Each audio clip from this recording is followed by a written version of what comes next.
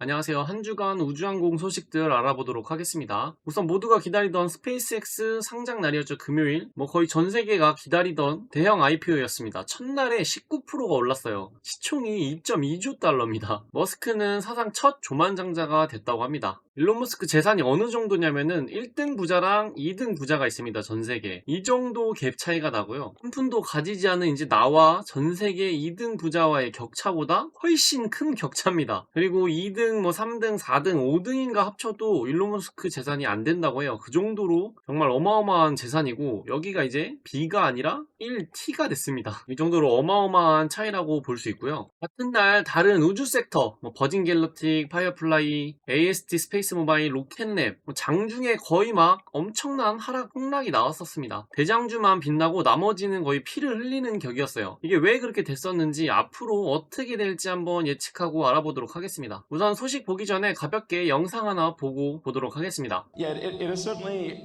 hard to believe that a little company that started in a warehouse in El Segundo is now going public with the largest IPO that ever. And let me tell you, if people had told me this was going to happen, I was like, man, you must be smoking some really good crack, because I think this company's going to fail.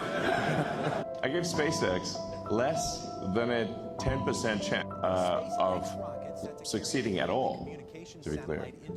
In fact, I told people this. I said, look, we're probably going to fail, but we should give it a try, because if we don't, if there's not a new company that enters space, we will never be a truly spacefaring civilization.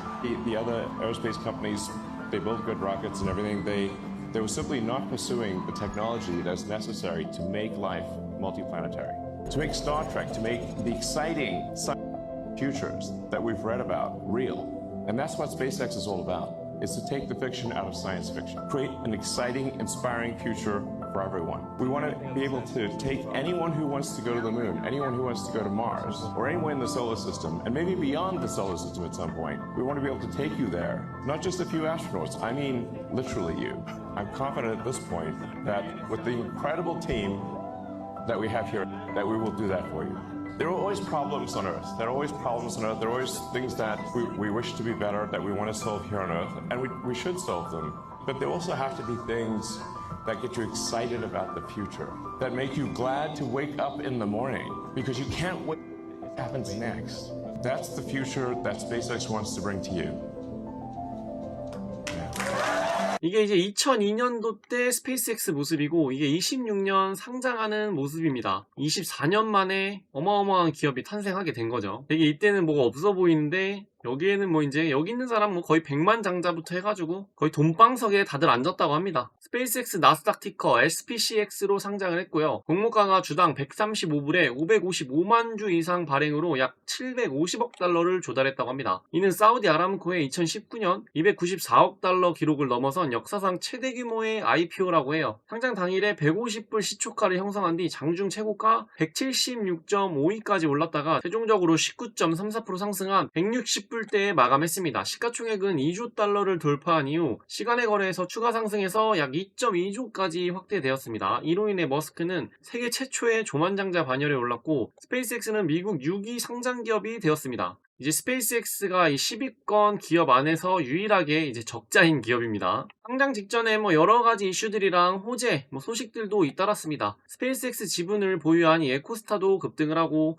6월 5일에는 구글이 스페이스X와 클라우드 컴퓨팅 임대 계약을 체결했고 이 엔트로픽도 5월에 클라우드 컴퓨팅 임대 계약을 했습니다. 이게 이제 상장 직전에 xAI의 쓰임새 이렇게 해서 우리는 이렇게 돈을 벌 거다를 좀 보여주는 발자취였긴 합니다. 그래서 나중에 이런 것들로 우리가 돈을 벌 거다를 조금 그래도 보여줘야 된다. 숫자로 찍히는 걸 보여줘야 된다라는 그런 모습을 보여주듯이 이렇게 좀 소식들이 있었습니다. 상장 자체는 진짜 엄청난 대성공이었어요. 이거 오늘도 올랐습니다. 제가 지금 화요일 장 끝나고 좀 늦어져서 찍고 있는데 오늘도 거의 20%가 올랐습니다. 200불 찍겠어요. 이게 이렇게 급등하는 이유들을 좀 보자면은 스페이스X가 워낙 인기가 많은 것도 많은 거지만 여러 우주 ETF, 뭐 패시브 펀드, 러셀 1000, 나스닥 편입이라든지 한꺼번에 이게 몰려 들어와야 됩니다. 그리고 유통 주식도 5%인가? 뭐 굉장히 좀 낮습니다. 그래서 이런 거를 노리고 들어온 개인 투자자들이 팔고 있지 않고 또 기관 투자자들이라든지 이런 편입될 수밖에 없는 이런 걸 노리고 들어온 그런 자금들도 꽤나 많다라고 합니다. 그리고 뭐 개인들한테도 굉장히 인기가 많아서 물량이 나오고 있지 않고요. 어쨌든 강제로 기계적으로 매수해야 되는 수요가 그게 좀 계속 준비되고 있습니다. 하나 편입하면 또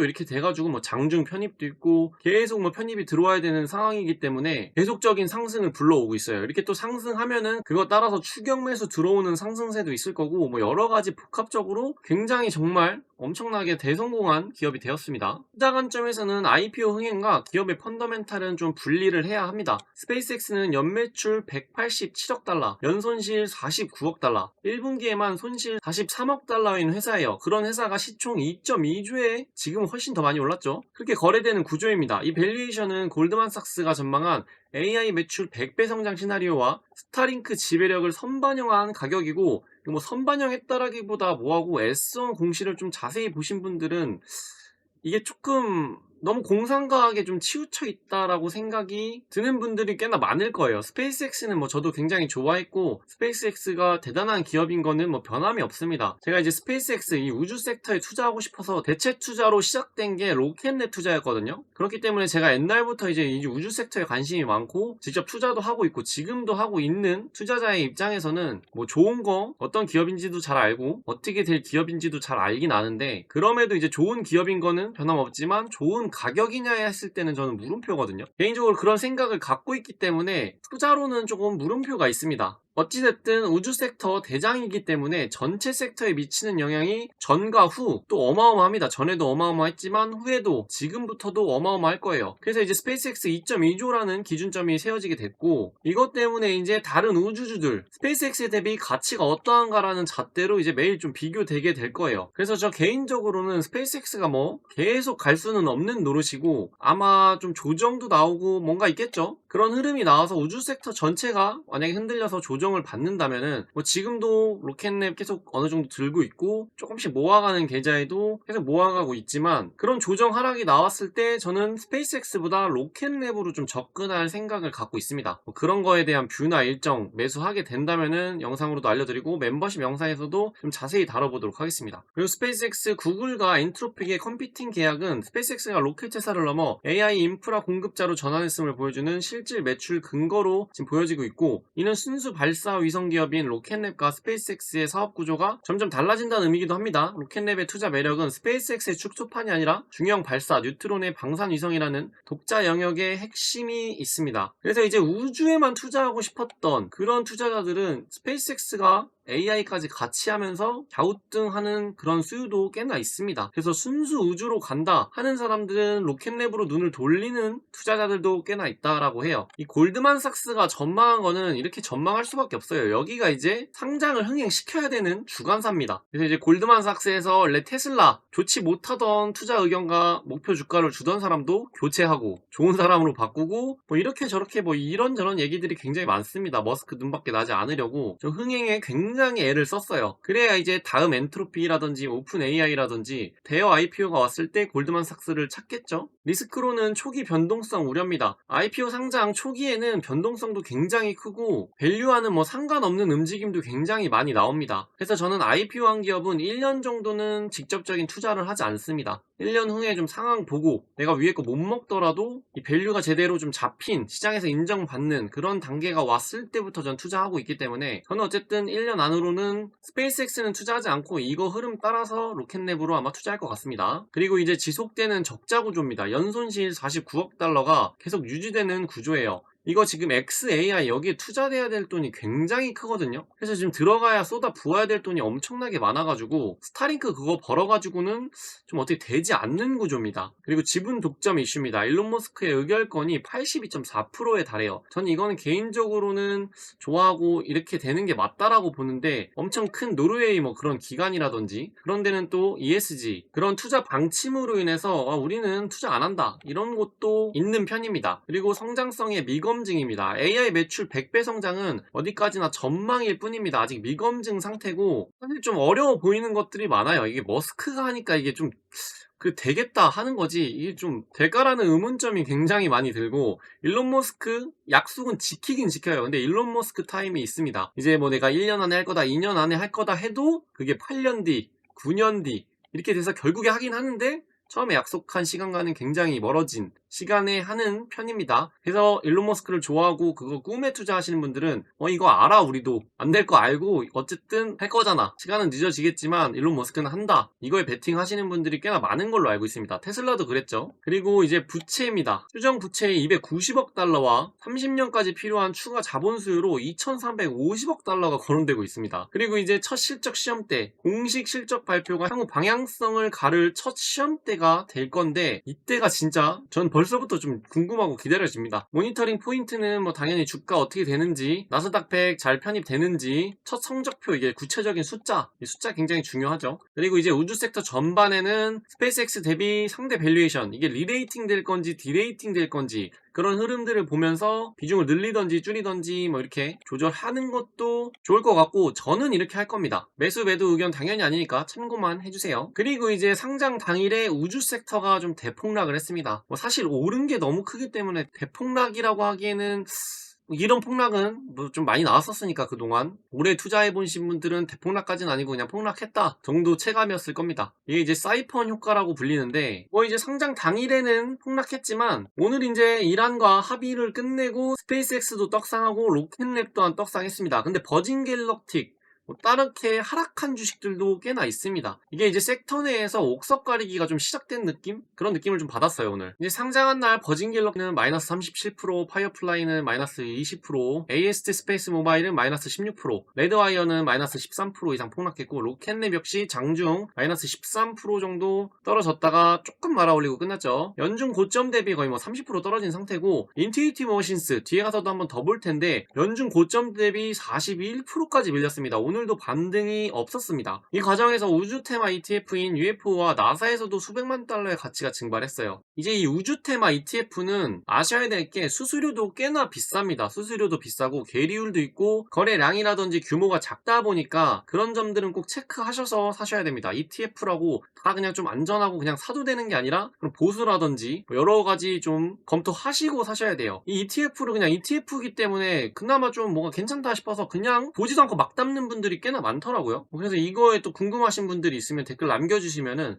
따로 ETF 관련돼서 한번 또 정리하는 영상 한번 만들어 보도록 하겠습니다. 그래서 굳이 이거를 사는 것보다 얘가 뭘 담고 있나를 보고 그거대로 그냥 담는 것도 한 좋은 방법이긴 합니다. 그래서 폭락을 유발한 원인을 크게 세 가지로 시장에서는 좀 보고 있는데, 첫째가 사이펀 효과입니다. 이번 폭락의 가장 결정적인 원인이라고 봐요. 그동안 스페이스X에 직접 투자할 수 없었던 글로벌 자금이 대체제 역할을 하던 로켓랩이나 ASTS에 유입되어 있었으나 본체가 증시에 상장되자 해당 자금들이 스페이스X로 직접 빨려 들어가는 현상도 나타났고, 아무래도 ETF 리밸런싱 수요도 있을 거고, 이제 우주 섹터의 이 스페이스X 모멘텀 하나만 보고 엄청 상승한 것도 없지 않아 엄청나게 큽니다. 그래서 그거에 대한 수요도 익절을 하고 나간 그런 효과도 꽤나 크겠죠. 두 번째는 역시 소문에 사고 뉴스에 파는 셀더 뉴스, 그런 심리의 실현이었고, 투자자들은 대형 상장 이벤트를 앞두고 매수세를 유지하다가 이벤트가 실현되는 순간 일제히 좀 차익 실현에 나섰다고 볼 수 있습니다. 그냥 차익 실현에 뭐 나섰다는 소리죠. 특히 로켓랩이나 ASTS는 지난 1년간 각각 뭐 거의 3배, 막 2배, 4배 막 이렇게 우주 섹터들이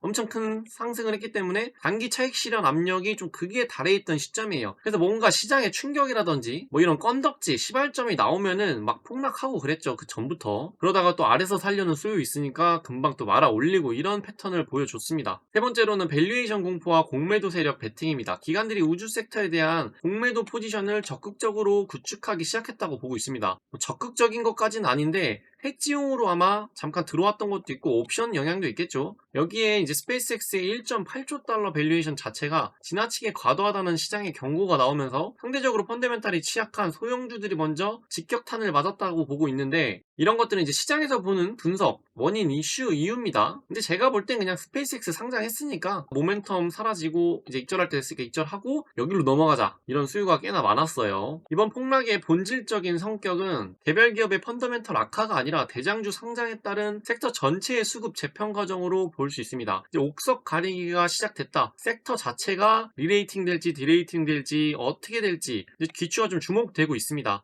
아직 스페이스X가 상장한 지 이틀밖에 안 됐기 때문에 볼 게 아직 많습니다. 사이펀 효과는 역사적으로 대형 IPO 직후 흔히 관측되는 흐름이며 보통 일시적인 현상에 그치곤 했었습니다. 결국 핵심은 자금이 한 차례 빠져나간 뒤 어떤 종목이 독자적인 펀더멘탈로 자금을 다시 끌어오느냐, 이거의 싸움이에요. 그러니까 옥석 가리기라는 뜻이죠. 지난 1년간 300% 막 3배, 2배, 4배 이렇게 오른 스페이스X의 대체제라는 기대감 프리미엄으로 자금을 좀 빨아들였었죠, 여러 투자자들한테. 그래서 그 기대감이 이제 정점이 지나갔고 이제부터는 각자 실제 숫자로 기업 가치를 증명해야 하는 국면이라고 볼 수 있습니다. 그래서 이제 우주 섹터 중에서도 기초 체력이 약한 종목은 이러한 수급 이탈에 가장 취약할 수밖에 없으나 로켓랩처럼 독자적인 모멘텀, 뉴트론 개발, 방산수주, 나스닥 100 편입이라든지 골든돔이라든지 극초음속 미사일이라든지 이런 종목의 차별적 그런 모멘텀 해자가 있는 그런 애들은 반등 후보 리스트에 올려둘만 합니다. 그래서 계속 지켜봤던, 내가 투자하고 싶었는데 너무 비싼데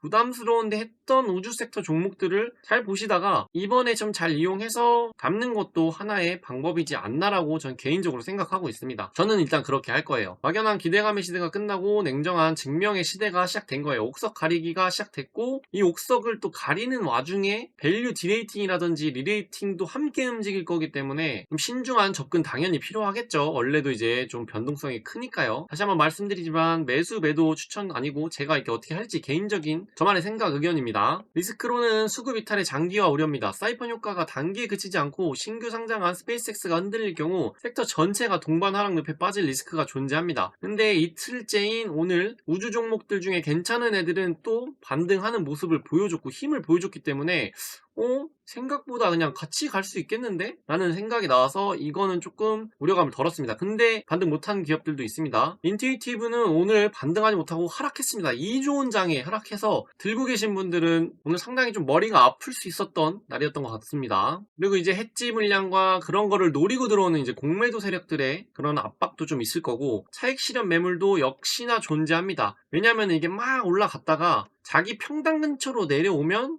떨어질까봐 여기서 판은 잘라내는 분들이 꽤나 많습니다. 그렇기 때문에 이런 물량, 그 물량에 합쳐지는 기계적인 이제 매도세, 매크로적인 이슈까지 함께 올 거니까 그런 것들도 주의해서 좀 봐야 될 것 같습니다. 모니터링 해볼 거는 이제 스페이스X의 상장 2주차 진입에 따라서 그때 이제 주가가 어떻게 안정화되는지 변동성이 좀 줄어들면서 어느 정도 이제 뭐가 나오겠죠. 그렇게 되면서 이제 기존 우주 섹터들의 기업의 거래량이라든지 실질적인 반등, 그런 시도 흐름 추적을 해봐야 될 것 같고, 22일날 로켓랩의 나스닥 100 편입 이벤트가 하방 지지선 역할을 해내는지, 로켓넷 개별주라든지 이거 혼자 버티는지 아니면은 하방 지지하고 반등하고 올라오는지 그런 것들을 전체적으로 봐야 될 것 같고요. 이제 어쩔 수 없이 스페이스X가 1등이고 상장된 것 중에 로켓랩을 2등으로 보기 때문에 1, 2등을 좀 유심히 보면서 눈치 보면서 다른 기업들을 같이 보는 게 당연히 맞겠죠. 기관들의 공매도 잔량 변화, 쇼커버링 유입 타이밍 같은 것들도 계속 체크해서 보는 게 좋습니다. 이제 로켓랩 소식 보도록 하겠습니다. 상장일에 장중 마이너스 13%까지 갔습니다. 로켓랩이 마이너스 10% 떨어지는 날 기계적으로 매수하면 돈 번다, 이런 게 옛날부터 좀 오래 투자한 분들한테는 아름아름 내려오는 이야기인데 역시나 이날도 증명이 됐습니다. 일단 로켓랩도 당연히 상장 전에 강한 기대감 랠리를 보였으나 상장 당일에는 섹터 전반이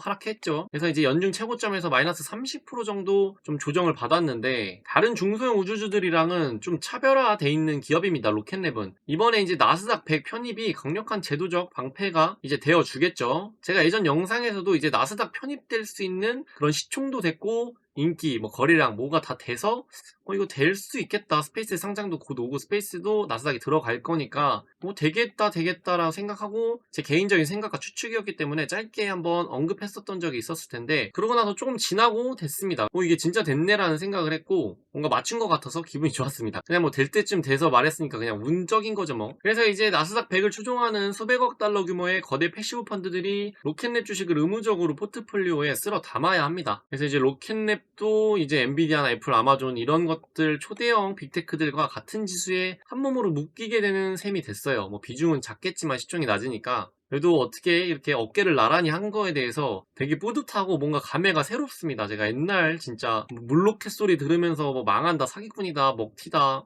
로켓에 뭐가 있냐, 뭐 이런 소리를 들으면서 기업을 추적하고 보고 공부하고 조금씩 투자하고 하면서 했던 기업이기 때문에 저는 이번 상장과 이제 로켓랩 이렇게 성장하는 거 보면서 굉장히 뿌듯했습니다. 그리고 이러고 나서 이날인가 오늘인가 130불 키뱅크 목표 주가 상향 의견도 나왔었습니다. 이제 이런 것들 나스닥 100 지수 편입이라든지 스페이스X 뭐 이런 것들 전체적인 걸 보고 목표 주가 상향이 나온 거겠죠. 상장 당일에 이런 폭락은 조금 충격적이긴 했습니다. 그래도 같이 가지 않을까라고 했는데 이 정도로 이제 디커플링 날 줄은 좀 몰랐었긴 한데, 물론 저는 이때 조금씩 받아서 장기도 받고 단타 칠 거 단타 치고 나온 계좌도 있습니다. 그럼에도 로켓랩의 체력은 다른 소형 로켓들과는 조금 궤를 달리합니다. 나스닥 100 편입이라는 강제 패시브 매수 이벤트가 6월 22일자로 확정돼서 예약이 되어 있습니다. 그래서 일시적으로 이탈한 기간 자금의 공백을 패시브 펀드의 의무 유입분이 든든하게 메워줄 수 있는 구조예요. 그러니까 하방의 지지선이 어느 정도는 있다는 얘기죠. 이제 이 편입 기대감으로 이제 상승하겠지라는 기대감으로 들어오는 매수세도 분명히 있을 거예요. 그래서 그 기점으로 하방 지지선이 단단히 견고하게 구축될 가능성이 높습니다. 그리고 자산의 성격인데 우주항공 스타트업이 실리콘밸리 빅테크들과 동급의 주세에 들어간다는 사실 자체만으로도 우주 섹터가 월가 제도권에서 드디어 메인스트림 핵심 자산으로 지위를 완전히 인정받았다는 상징적인 이정표가 됩니다. 로켓랩과 스페이스X 두 개만 이제 들어가는데 로켓랩이 먼저 들어가는 거니까 굉장히 좀 상징적이죠. 다만 지수 편입은 어디까지나 일회성 수급 이벤트입니다. 만약에 이 수급 효과가 시장에 미리 과도하게 선반영될 경우 실제 편입 당일 전후로 다시 한번 소문에 사고 뉴스에 파는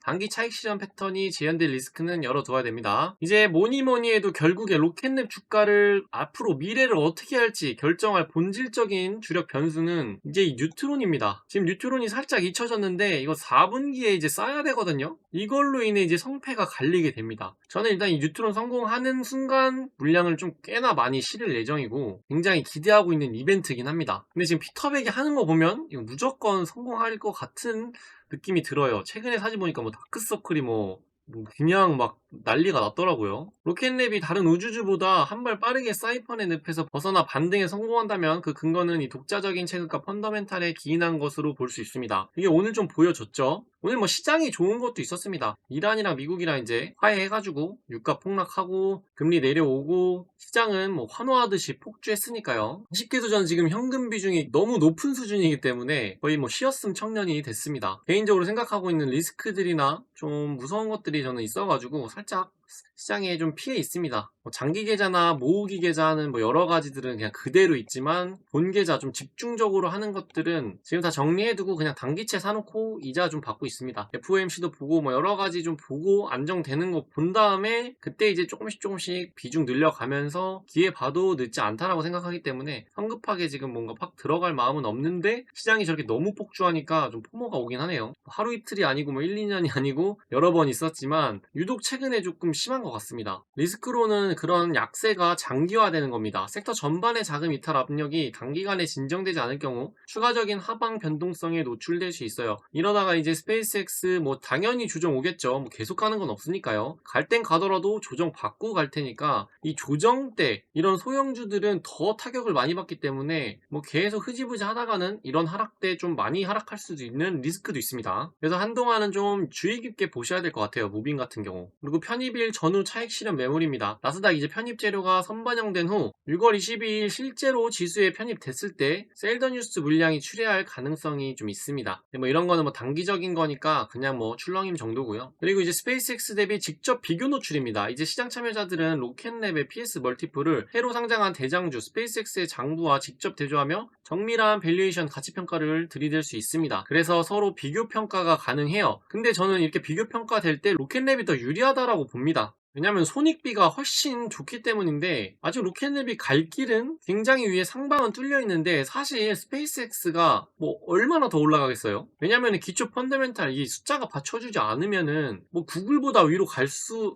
이것도 예측하기가 좀 애매한데 저는 좀 어렵다라고 보거든요. 아마존보다 위로 올라가고 구글보다 위로 올라가고 애플 제치고 마이크로소프트 뭐 이런 애들보다 한참 위에서 계속 버틴다는 거는 사실 저는 조금 어렵다라고 생각하거든요. 그러니까 뭐 좀 더 올라가서 뭐 위에서 놀 수는 있지만 그거 막 다 뚫고 올라가서 막 엔비디아 막 위협하고 뭐 이러지는 못하지 않을까라는 생각을 합니다. 그렇기 때문에 이제 제한적이라는 생각이 들고, 뭐 출렁임에도 일론 머스크에 대한 믿음, 스페이스X에 대한 진짜 굳건한 믿음, 그런 거 없다라면은 저는 조금 편한 투자는 좀 힘들 것 같은? 그렇기에 저는 좀 싼 기업을 또 좋아합니다. 뭐 로켓랩이 그렇다고 또 싸지도 않기는 해요. 사실 밸류적으로만 놓고 보면 우주 기업들 전반적으로 다 비싼 건 맞습니다. 근데 비싼 이유도 분명히 존재하고 좋은 기업이고 미래 성장성, 미래는 확실한 기업이긴 하죠. 우주 섹터들이. 그리고 이제 뉴트론의 타임라인 지연 우려입니다. 이거 연말 예정된 뉴트론 공정이 미세하게라도 삐끗할 경우 시장에 얹어준 성장 프리미엄이 일시적으로 훼손될 여지가 있어요. 근데 이게 일시적이지가 않고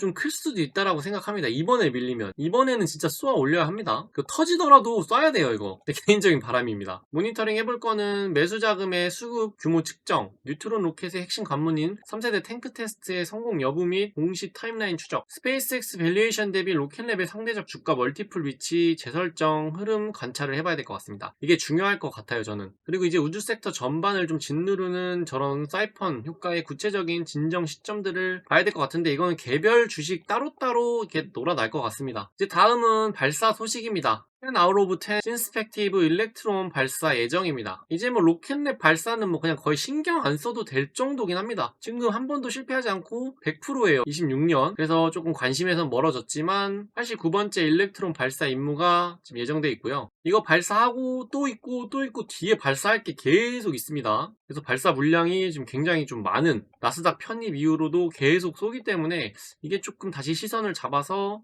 주가에 반응을 줄 수도 있지 않을까라는 생각은 하고 있습니다. 스페이스X 상장했으니까. 일단 신스펙티브는 로켓랩의 발사 플랫폼 신뢰도를 대변하는 대표적인 이제 단골 고객입니다. 최근 우주 섹터 전반이 스페이스X 상장 여파에 따른 사이펀 효과로 격하게 흔들리는 와중에도 대외 노이즈와 무관하게 묵묵히 독자적인 발사 빈도를 이어가며 실질 매출을 찍어내는 것이 로켓랩 본질의 경쟁력입니다. 발사에 최종 성공할 경우 통산 89번째 기록을 달성하게 되며 같은 날 예정된 AST 스페이스 모바일의 발사 스케줄과 맞물려 우주 섹터의 실물 발사 활동이 집중되는 모멘텀을 형성하게 됩니다. 그래서 이때 좀 움직이지 않을까라는 생각합니다. 단기 수급 폭락으로 다소 위축된 투자 심리에 로켓랩이 가진 실하드웨어적 펀더멘탈을 다시금 환기시키기 좋은 촉매제 역할을 할 수도 있을 거라고 생각하고 있습니다. 근데 이제 뭐 워낙 발사도 많이 하고 그냥 이제 뭐 계속 성공하니까 사실 시장에서는 눈여겨보지는 않아요. 지금 로켓랩의 이정표, 관심사는 다 뉴트론 쪽으로 관심이 쏠려 있어가지고 일렉트론 발사는 사실 좀 뒷전이긴 합니다. 이제 AST 스페이스 모바일 소식 볼 텐데, 발사 확정과 스페이스X가 지목한 경쟁자의 부담이 있습니다. 이제 위성 발사일이 확정됐어요. 자사의 핵심 주력 자산인 블루버드 8, 9, 10호의 최종 발사일은 6월 17일로 공식 확정됐습니다. 발사는 케이프 커네버럴 기지에서 스페이스X의 팰컨 9 로켓을 통해 진행되고, 허용 발사 윈도우 타임은 오전 2시 39분부터 4시 15분까지로 설정되었다고 합니다. 호재와 사이펀의 충돌인데, 해당 발사 확정 공시가 떨어진 직후인 6월 9일에는 주가가 반등했습니다. 시장의 기대감을 선반영한 거죠.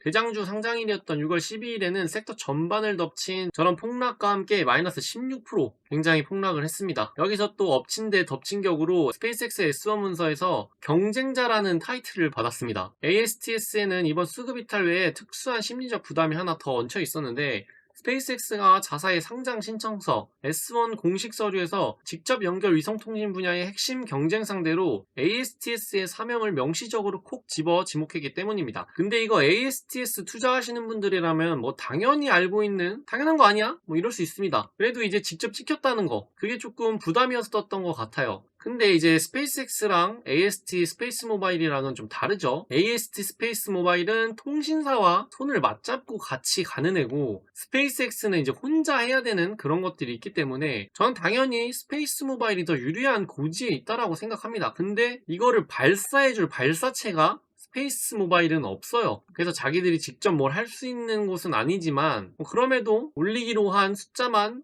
펠컨 9이라든지 뉴트론 나오면 뉴트론에 실어서라든지 이제 블루 오리진 다시 되면 블루 오리진에 실어서 날리든지 해서 어쨌든 날릴 수는 있기 때문에 이게 앞으로 어떻게 펼쳐질지 좀 봐야 될 것 같습니다. 이로 인해 ASTS는 스페이스X의 로켓 인프라를 돈 주고 빌려 쓰는 발사 고객이면서 동시에 글로벌 통신 시장에서는 스타링크 직접 셀 진영과 사원을 걸고 맞붙어야 되는 모순 관계에 놓이게 되었습니다. 즉 가장 강력한 경쟁자의 손에 자사 핵심 위성의 운명과 명운을 맡긴 셈이죠. 좀 아이러니합니다. 그래서 이게 쏘아 올리는 이게 엄청난 해자인데 올릴 수 있는 곳 몇 군데나 있습니까? 스페이스X, 로켓랩, 블루 오리진 이렇게 있어요. 근데 여기도 이제 예약이 빡빡합니다. 자기들 거 쏘기도 바쁘고 예약도 밀려있고 금액도 비싸기 때문에 이번에 올라가는 블루버드 위성들은 각 기당 약 2400제곱피트에 달하는 초대형 상업용 통신 어레이를 탑재한 차세대 블록 2입니다. 1세대 위성 대비 약 2배 빠른 데이터 전송 속도를 목표로 설계되었으며 현재 전세계 60개 밀착 통신사 30억 명의 누적 가입자 기반과 연동되는 핵심의 축입니다. 발사 직전 미 FCC 연방통신위원회로부터 우주 보충 커버리지 최종 인가까지 무사히 받아내며 행정적 걸림돌은 모두 제거해둔 상태입니다. ASTS는 이번 대장주 상장 폭락 장세에서 가장 복합적인 스트레스를 받는 특수 사례로 분류가 되어 단순한 자금 이동 그런 현상을 넘어서 스페이스X의 상장 서류에 저격 경쟁자로 이름이 올라가면서 투자자들에게 이중의 압박을 주었기 때문입니다. 경쟁사의 발사체 스케줄에 기업의 운명을 의존해야 하는 구조적 모순은 장기적인 숙제입니다. 그럼에도 불구하고 오는 6월 17일 실물 발사는 ASTS의 향후 타임라인을 결정지을 결정적 분수령입니다. 지난 4월 발생했던 블루버드 7호 손실 사건의 트라우마 이후 처음으로 전개되는 재기 무대이며 특정 발사사에만 종속되지 않는 멀티 발사체 다변화 전략이 현장에서 정상 작동하는지 입증해야 하는 자리이기 때문입니다. 이래서 이제 발사체 이런 리스크가 있기 때문에 한 곳에다만 다 하는 게 아니라 경쟁사지만 어쩔 수 없이 스페이스X에다 하고 블루 오리진에다도 하는데 블루 오리진이 이게 두 번이나 이게 해먹으면서 지금 발등에 불이 떨어졌습니다. 일단 규제와 기술의 정렬은 끝마쳤고 최종 가동 목표인 45기에서 60기 체제를 완성하려면 향후 매달 꾸준한 스케줄 가동이 필수적이며 이번 6월 17일 성공 유무가 그 현실성을 검증할 첫 번째 시험대가 됩니다. 여기서 이제 문제 생기면 절대 안 됩니다. 리스크로는 구조적 종속 모순입니다. 아까도 말씀드렸던 이 스페이스X 경쟁자이자 의존하고 있는 그런 기업이기 때문에 살짝 그런 리스크가 항상 상존하고요. 재무적인 체력 저하입니다. 지난 1분기 매출 14.7밀리언 수준에 그치며 시장에 실적 쇼크를 안겼습니다. 월가 기간의 냉혹한 시선입니다. 바클레이스 증권사가 ASTS의 목표가를 60불 선으로 대폭 하향 조정하고 투자 의견 비중 축소를 견고하게 유지하고 있는 이런 리스크들을 안고 있습니다. 모니터링 해봐야 될 거는 당연히 발사 어떻게 되는지 가장 중요할 것 같고요. 이제 위성이 정상적인 궤도 전개 및 약속된 2배 데이터 속도의 실측 데이터 확인 그리고 경쟁사 블루 오리진의 시스템 복구 이후 대한 발사체 스케줄 재배치 진행 추이 관찰해봐야 되고 전사 최종 목표인 45기 안착을 위한 월별 추가 발사 진행률도 같이 추적해봐야 됩니다. 이제 스페이스 모바일한테는 이게 꼭 지켜야 되는 미션 같은 거라고 보시면 됩니다. 최소한 이거는 무조건 해야 되는 그래야 이제 투자자들이 뭔가 이제 됩니다. 이제 이거 안 되면은 또 뭔가 되겠죠. 어쨌든 중요합니다. 이번 주에 이제 스페이스X 상장은 역사적인 변곡점으로 기록될 거예요. 일단 스페이스X 상장 자체 그 IPO만 봐도 역사적이고 역대급입니다. 이거 역사에 길이 남을 IPO였고 우주 섹터에서는 축제가 아닌 좀 불리였습니다. 근데 스페이스X가 2.2조에 상장하면서 우주는 투자 가능한 자산 클래스라는 명제가 확정되었어요. 동시에 그날 나머지 우주주가 일제히 무너지면서 그동안 이 종목들을 받쳐온 힘의 상당 부분인 스페이스X 대체 수요와 상장 그 모멘텀 같이 야 스페이스X 시총이 얼만데 지금 우리 시총이 얼마냐 이것도 따라가야지 이런 모멘텀이 확실히 있었거든요. 이거 보면서 이 투자 논거로 이 근거로 투자하신 분들이 꽤나 많습니다. 저도 굉장히 컸고요 그게. 근데 이제 그 본체가 등장하자 그 대체 프리미엄이 좀 빠지듯이 확 하락을 했어요. 그래서 이제 핵심은 이제 옥석 가리기가 시작되는 일인데 로켓랩은 독자 영역을 웬만하면 좀 확보했다라고 보고 있습니다. 우선 중형 발사 뉴트론 있고요. 재사용 로켓 그리고 이제 방산 위성 그리고 위성 수직 계열화 이게 엄청나죠. 이 수직 계열화가 진짜 강점입니다. 그리고 나스닥 100 편입이라는 강력한 패시브 자금 방패를 가져왔고 그 사이펀 효과로 굉장히 큰 낙폭을 맞았지만 바로 이제 반등하는 그런 모습도 확실히 힘도 다 보여줬습니다. 그래서 이제 대체 투자가 아닌 로켓랩 개별의 해자와 그런 매력도로 가는 그런 시작점이었지 않나 싶습니다. ASTS는 독자 시장과 리스크 공존인데 직접 셀 독자 시장을 가졌지만 스페이스X가 S1 문서에서 직접 경쟁자로 지목한 부담을 안고 있습니다. 근데 이제 제가 보는 해자는 이 통신사들과의 경쟁 관계가 아닌 같이 하는, 이미 이 통신사들은 고객망을 다 깔고 있는데 얘네가 이제 여기를 쓰는 그런 거기 때문에 이제 이 둘과 스페이스X가 싸워야 합니다. 그리고 스페이스X는 지금 일단 직접 셀이 아니에요. 얘네 이제 스카이라이프 같이 이런 냄비 뚜껑 들고 다녀야 되거든요.